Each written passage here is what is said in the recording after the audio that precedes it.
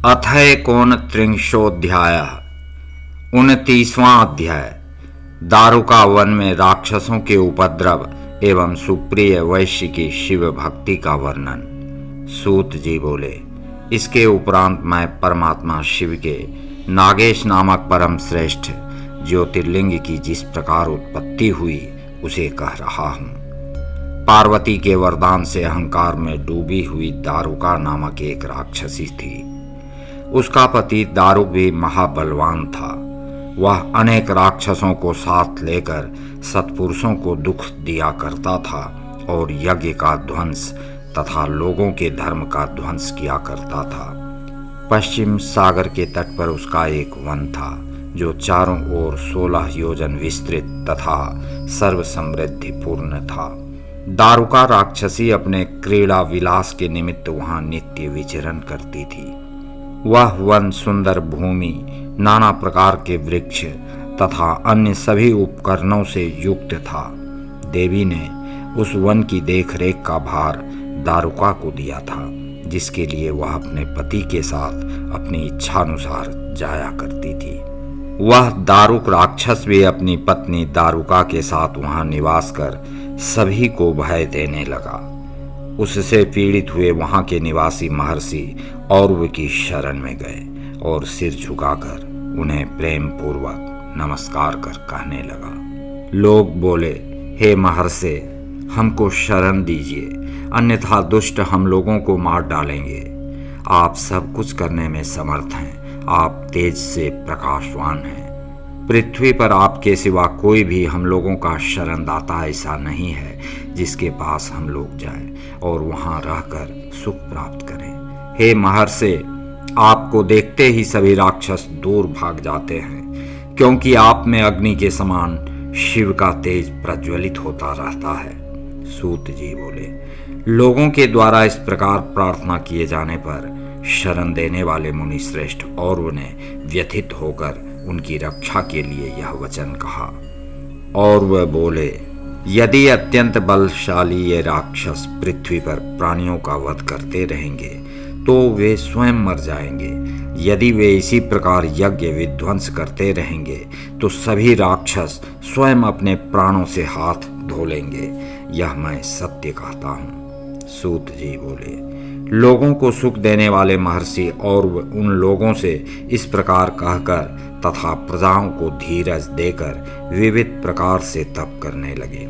इसके बाद वे देवगण शाप का कारण जानकर देव शत्रु राक्षसों के साथ युद्ध करने का सभी प्रकार से प्रयत्न करने लगे।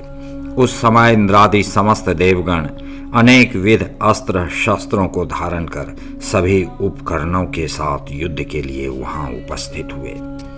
उन्हें देखकर उस वन में जहां जो भी राक्षस निवास कर रहे थे वे सभी आपस में मिलकर विचार करने लगे। राक्षस बोले, अब हम लोग क्या करें, कहां जाएं? बहुत बड़ा संकट उपस्थित हो गया। यदि हम लोग युद्ध करें तो भी मारे जाएंगे और यदि युद्ध न करें तो भी मारे जाएंगे। यदि ऐसे ही पड़े रहे तो हम लोग क्या भोजन करेंगे?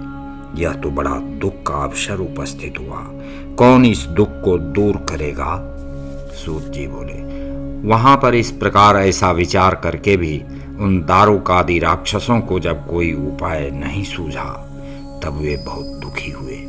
तब दारुका राक्षसी इस प्रकार का संकट उपस्थित हुआ जानकर पार्वती जी के उस वरदान के विषय में कहने लगी। दारुका बोली, मैंने पूर्व काल में भवानी की आराधना की थी। तब उन्होंने वरदान दिया था कि तुम जहां जाना चाहो वहां अपने स्वजनों को लेकर वन सहित जा सकती हो। जब मैंने वैसा वरदान प्राप्त किया है तब तुम लोग दुख क्यों सह रहे हो? वन को जल के भीतर ले जाकर वहीं पर सभी राक्षस सुखपूर्वक रह सकते हैं। सूत जी बोले, तब उस राक्षसी का यह वचन सुनकर सभी राक्षस हर्षित हो उठे और निडर हो आपस में कहने लगे, यह धन्य है, कृतकृत्य है, इस राज्ञी ने हम लोगों को जीवन दान दिया है। तदुपरांत वे उस राक्षसी को प्रणाम कर आदर पूर्वक कहने लगे, हे देवी, यदि तुम में इस प्रकार जाने की शक्ति है तो यहाँ से शीघ्र चलो। अब क्या विचार करती हो? हम लोग जल में जाकर सुखपूर्वक निवास करेंगे। इसी बीच सभी लोग देवताओं को साथ लेकर उन राक्षसों से युद्ध करने के लिए आए, जिन्होंने उन्हें पहले बहुत दुख दिया था। देवगणों से पीड़ित उन राक्षसों के साथ पार्वती के बल का आश्रय लेकर तुम्हारी जय हो, तुम्हारी जय हो, इस प्रकार देवी की स्तुति कर जल स्थल से युक्त अपना सारा नगर उठाकर पंख युक्त हिमालय पर्वत के समान उड़ती हुई वह शिव भक्त राक्षसी समुद्र के मध्य में चली गई और अपने संपूर्ण परिवारों के साथ निर्भय हो प्रसन्नता के साथ वहां रहने लगी। इस प्रकार वे विलासी राक्षस समुद्र के मध्य में स्थित होकर सुखी हो गए और निर्भय होकर नगर में विहार करने लगे, और वह मुनि के शाप के भय से वे कभी पृथ्वी पर नहीं आते थे, अपितु जल में ही भ्रमण करते रहे। वे नावों पर बैठे मनुष्यों को नगर में लाकर उन्हें वहां कारागार में डाल देते थे और किसी किसी को मार भी डालते थे। वहां स्थित होकर भी वे राक्षस भवानी के वरदान से निर्भय होकर जैसे तैसे लोगों को पीड़ा देते ही रहते थे। हे मुनीश्वरों, जिस प्रकार उन राक्षसों का भय पूर्व में पृथ्वीलोक में स्थल पर नित्य प्रति बना रहता था, उसी प्रकार उनके जल में रहने पर भी निरंतर भय बना रहने लगा।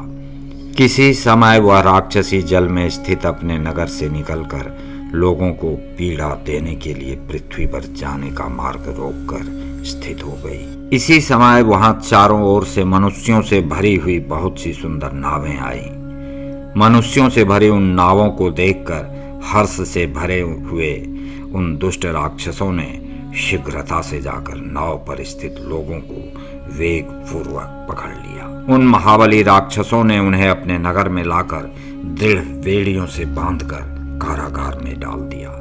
श्रृंखलाओं से बंधे हुए तथा कारागार में पड़े हुए उन लोगों पर राक्षसों की बारंबार फटकार भी पड़ती थी, जिसके कारण वे अत्यधिक दुख पा रहे थे। उन सभी में उनका स्वामी, जो सुप्रिय नाम का वैश्य था, वह शिवजी का श्रेष्ठ भक्त, उत्तम आचरण वाला तथा शाश्वत शिव परायण था। वह बिना शिव पूजन किए कभी नहीं रहता था। वह सर्वथा शिव धर्म का पालन करने वाला और भस्म रुद्राक्ष धारण करने वाला था। यदि वह कभी पूजन नहीं कर पाता तो उस दिन भोजन भी नहीं करता था, अतः वहां भी वह वैश्य शिव पूजन किया करता था। हे श्रेष्ठ ऋषियों, उसने कारागार में रहते हुए भी बहुत से लोगों को शिव मंत्र और पार्थिव पूजन की विधि सिखा दी। तब कारागार में रहने वाले अन्य लोग भी अपनी कामना को पूर्ण करने वाली शिव की पूजा विधि पूर्वक करने लगे, जैसा कि उन लोगों ने देखा और सुना था। कुछ लोग उत्तम आसन लगाकर शिवजी का ध्यान करने लगे और कुछ लोग प्रसन्नता से शिव की मानसी पूजा में निरत हो गए। हे मुनीश्वरों, उस समय उनका स्वामी प्रत्यक्ष ही पार्थिव विधि से नित्य शिव पूजन किया करता था। जो अन्य लोग शिव पूजन का विधान तथा श्रेष्ठ स्मरण अर्थात शास्त्रोक्त ध्यान नहीं जानते थे, वे नमः शिवाय इस मंत्र से शिव का ध्यान करते हुए रहने लगे।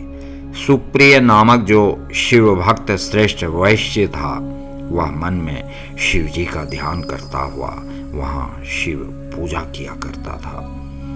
भगवान शिव जी भी शास्त्र वर्णित रूप धारण कर सभी सामग्री प्रत्यक्ष ग्रहण करते थे। वह वैश्य स्वयं भी इस बात को नहीं जानता था कि शिवजी उसे ग्रहण कर लेते हैं। हे मुनीश्वरों, इस प्रकार वैश्य को शिव पूजन करते हुए वहां निर्विघ्न रूप से 6 महीने बीत गए। हे मुनीश्वरों, इसके बाद शिवजी का जैसा चरित्र हुआ उसे आप लोग सावधान मन से सुनिए।